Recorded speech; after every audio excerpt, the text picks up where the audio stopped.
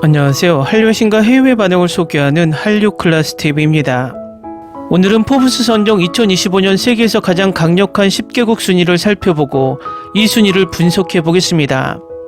미국 포브스에서 매년 전 세계 국가 중 최고의 파워를 가진 국가를 선정하고 있는데 평가 기준은 리더십, 경제적 영향력, 정치적 힘, 국제동맹, 군사력 등 5가지를 평가해 랭킹을 정하고 있습니다.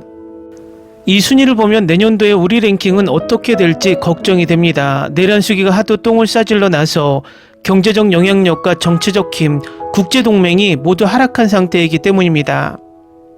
그리고 지금 이 랭킹을 보면 지금 내란수기를 지지하는 내란의 힘과 친일 매국 세력이 성조기, 일장기, 심지어 이스라엘 국기를 흔들고 있는데 그들이 하는 짓이 얼마나 의미 없는 짓인지는 이 랭킹을 확인한 후에 분석해 드리겠습니다. 일단 포브스의 랭킹을 차례대로 살펴보고 우리나라는 과연 탑10 순위에 있는지 살펴보겠습니다. 1위는 미국입니다. 미국은 30.34조 달러의 GDP와 3억 4,500만 명의 인구를 보유하고 있습니다. 세계 최대의 경제 규모와 가장 진보된 군사력을 갖추고 있으며 기술, 외교, 문화적 영향력에서도 선두를 달리고 있습니다. 전 세계에 걸친 군사적 존재감과 강력한 동맹을 통해 국제사회에서 압도적인 영향력을 행사하고 있습니다. 2위는 중국입니다. 중국은 19.53조 달러의 GDP와 14억 1천만 명의 인구를 가지고 있습니다. 급속한 산업화와 기술 발전을 통해 세계 경제의 주요 세력으로 부상했으며 대규모 인구를 바탕으로 상당한 정치적 군사적 영향력을 행사하고 있습니다. 1대1로 이니셔티브와 기술 산업의 확장을 통해 국제적 영향력을 지속적으로 강화하고 있습니다. 3위는 러시아입니다. 러시아는 2.2조 달러의 GDP와 1억 4,380만 명의 인구를 보유하고 있습니다. 경제 규모는 미국이나 중국에 미치지 못하지만 강력한 군사력과 전략적 영향력을 통해 여전히 주요 글로벌 플레이어로서의 위상을 유지하고 있습니다. 특히 핵무기 능력과 유럽부터 중동, 아시아에 이르는 정치적 영향력이 두드러집니다. 4위는 영국입니다. 영국은 3.73조 달러의 GDP와 6,835만 명의 인구를 가지고 있습니다. 브렉시트 이후 정치적 어려움을 겪었지만 여전히 강력한 경제와 군사, 외교적 영향력을 바탕으로 세계 정세와 국제 질서에 중요한 역할을 하고 있습니다. 유엔 안전보장이사회 상임이사국이자 주요 나토 동맹국으로서 국제사회에 강한 영향력을 행사하고 있습니다.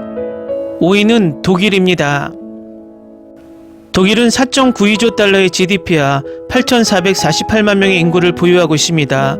유럽연합의 주요 리더로서 경제적 안정과 성장에 기여하고 있으며 강력한 제조 부문과 기술 발전을 통해 유럽은 물론 세계적으로도 상당한 영향력을 발휘하고 있습니다. 정치적으로도 선진적이고 안정된 국가로서 국제사회에서 갈등을 중재하는 역할을 수행하고 있습니다. 6위는 한국입니다. 한국은 1.95조 달러의 GDP와 5,171만 명의 인구를 가지고 있습니다. 선도적인 기술과 제조업을 통해 동북아시아에서 중요한 역할을 하고 있으며 군사력의 강화와 미국과의 강력한 동맹관계를 통해 국제사회에서 영향력을 증가시키고 있습니다. 특히 전자와 통신 분야에서의 기술력이 세계적으로 인정받고 있습니다. 7위는 프랑스입니다. 프랑스는 3.28조 달러의 GDP를 보유하며 유럽 내 정치, 군사적 영향력을 유지하고 있습니다. 아프리카와 중동에서도 외교적 군사적 개입을 지속하며 국제사회에서 중요한 역할을 수행하고 있습니다. 8위는 일본입니다. 일본은 4.39조 달러의 GDP를 기록했습니다. 세계 3위 경제대국으로 기술 혁신과 경제 발전에 집중하고 있으며 아시아 경제의 중심지 역할을 하며 국제무역에서도 큰 영향력을 행사하고 있습니다. 9위는 사우디아라비아입니다. 사우디아라비아는 1.14조 달러의 GDP를 가진 세계 최대 석유 생산국입니다. 에너지 자원을 활용한 경제적 영향력이 강점이며 중동 지역에서 정치 군사적 영향력을 행사하며 국제사회에서 입지를 다지고 있습니다. 10위는 이스라엘입니다. 이스라엘은 5,509억 달러의 경제 규모를 가진 나라로 군사력과 기술 연구에서 두각을 나타냅니다. 군사기술과 정보기술에서 세계적 강국으로 평가받으며 중동 지역의 정치적 긴장 속에서도 강력한 군사력을 유지하고 있습니다. 위 국가들의 순위를 보면 4개의 그룹으로 나눌 수 있습니다. 1위에서 3위 미국, 중국, 러시아 초강대국 그룹. 이 국가들은 군사력, 경제력, 외교적 영향력에서 압도적인 위치를 차지하고 있습니다. 미국은 세계 최대 경제대국이며 글로벌 금융, 기술, 군사 패권을 쥐고 있습니다. 중국은 경제 성장과 군사력 확장을 통해 미국과의 패권 경쟁을 지속하고 있습니다. 러시아는 경제 규모는 상대적으로 작지만 군사력과 외교적 전략을 통해 국제사회에서 영향력을 행사하고 있습니다. 이 세 국가는 국제 질서를 형성하는 핵심 플레이어입니다. 4위에서 6위 영국, 독일, 대한민국 경제 군사 강국 그룹. 이 국가들은 강력한 경제력과 외교적 역할로 국제사회에서 영향력을 행사합니다. 영국은 유럽에서 독자적 군사력과 외교적 영향력을 보유하고 있습니다. 독일은 유럽 최대 경제 강국으로 안정적인 외교와 기술 산업에서 두각을 나타내고 있습니다. 대한민국은 경제 규모는 6위 그룹 중 가장 작지만 첨단 기술력, 방산산업, 군사력 강화로 국제 영향력이 증가하고 있습니다. 특히 한국은 하드파워뿐만 아니라 가장 강력한 소프트파워를 가지고 있어 하드파워와 소프트파워를 균형 있게 발전시키고 있는 몇 안 되는 나라입니다. 7위에서 8위 프랑스, 일본 전통적 강대국 그룹. 이 국가들은 역사적으로 강한 군사력과 경제력을 유지하고 있습니다. 프랑스는 유럽 및 아프리카에서 영향력을 지속적으로 행사하고 있습니다.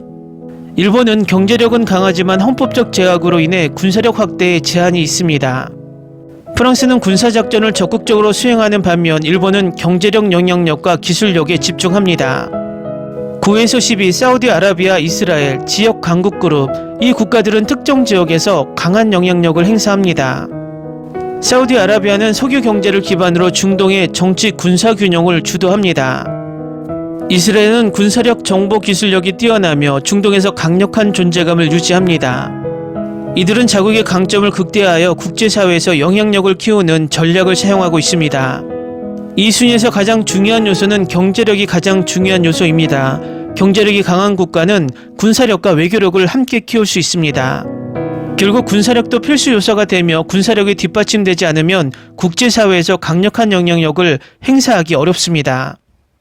또 한 가지 외교 전략은 강대국과 협력하거나 독립적인 외교 전략을 수립하는 것이 너무나 중요합니다.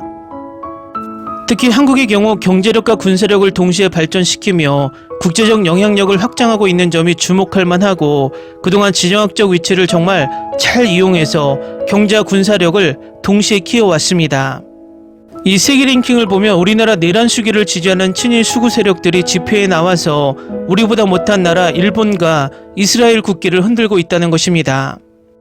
미국의 국기를 흔드는 것도 정말 한심한 것이 우리와 비슷한 파워를 가지고 있는 독일이나 프랑스 같은 나라에서 성조기와 일장기, 이스라엘 국기를 집회에서 흔들면 정신병자 취급을 당할 것입니다.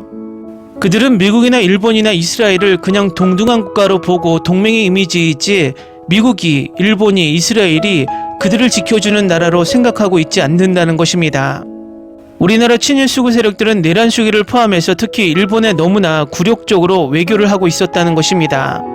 그리고 전세계 파워랭킹 2, 3위인 중국과 러시아를 그보다 슈퍼파워인 미국이 그들을 대하는 것과 똑같은 자세로 우리가 그들을 무시하고 있다는 것입니다. 정말 아이러니하게 내란 수계 정부는 한류에 푹 빠져서 국민들이 K-드라마, K-팝에 빠져서 우리의 상품을 떠받들며 좋아했던 중국, 러시아를 경제적으로 이용하지 못하고 외교적으로 계속 공격하며 우리의 경제를 위축시켰습니다. 그리고는 미국과의 통상을 무리할 정도로 높여 트럼프 정부가 들어선 후에 경제적 압박을 받으며 서서히 미국의 수출 효과도 빚을 잃을 가능성이 높아졌습니다. 경제 원리, 주식 원리에서 가장 위험한 도박적 투자가 계란을 한 바구니에 담지 말라입니다. 그런데 내란 수계 정부는 너무나 극단적으로 미국의 경제를 몰빵하며 두 마리 토끼를 모두 놓치고 있었습니다.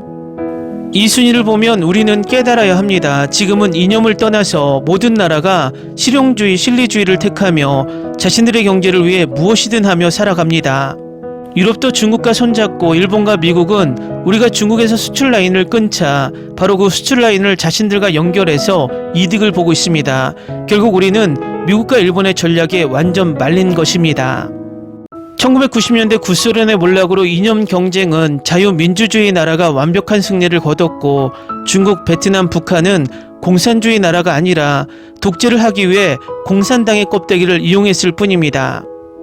결국 내란숙의 정부는 지금도 철진한 가짜 이념 선동을 전 세계에서 유일하게 이용하며 자신이 독재를 하려고 내란을 일으킨 것을 합리화하려 하고 있습니다. 경제가 폭망하면 그놈의 이념 싸움도 아무 소용이 없습니다. 경제를 살리기 위해 우리는 중국도 이용하고 러시아도 이용하고 미국도 이용해야 합니다. 또 우리의 경제를 위해서는 미국이 우리에게 잘못하면 싸워야 하고 중국이 우리에게 잘못하면 싸워야 합니다. 전 세계는 역사적으로 영원한 적도 영원한 우방도 없습니다. 우리는 지금 우리의 이득을 위해 무엇이 우선순위인지 바라보고 나아가야 합니다. 그리고 미국도 일본도 겉으론 중국과 싸우는 척하지만 뒤에서는 모두 자신들의 이익을 위해 중국과 손잡고 있습니다. 저희 내피셜이지만 내란숙의 정부는 뇌가 없습니다. 이 뇌가 없음을 미국과 일본이 간파하고 철저하게 이용해서 우리를 이념전쟁의 선봉장으로 내세우고 자신들은 모두 뒤에서 막대한 이득을 채우고 있다는 것입니다. 그것은 지금 일본이 중국 관광객으로 엄청난 관광 특수를 누리고 있고 미국은 중국을 압박하는 척하며 우리의 반도체와 자동차 산업을 흡수하고 있습니다. 국제사회는 냉정합니다. 이득을 위해서는 아군도 적군도 없습니다. 우리가 지금 버티고 있는 이유는 한류의 엄청난 영향력이 세계를 휩쓸고 있기 때문에 국가 브랜드 이미지를 유지하고 있습니다. 이 내란 상황이 계속 지속되면 이 한류마저 흔들리게 됩니다. 한류 클래스TV는 한류 외신과 해외 반응을 꾸준히 쫓아가 보겠습니다. 재밌게 잘 보셨나요? 여러분의 구독, 좋아요, 댓글, 알림 설정은 컨텐츠 제작에 큰 힘이 됩니다. 그리고 항상 하시는 일마다 대박 나시고 행복하시길 바랍니다.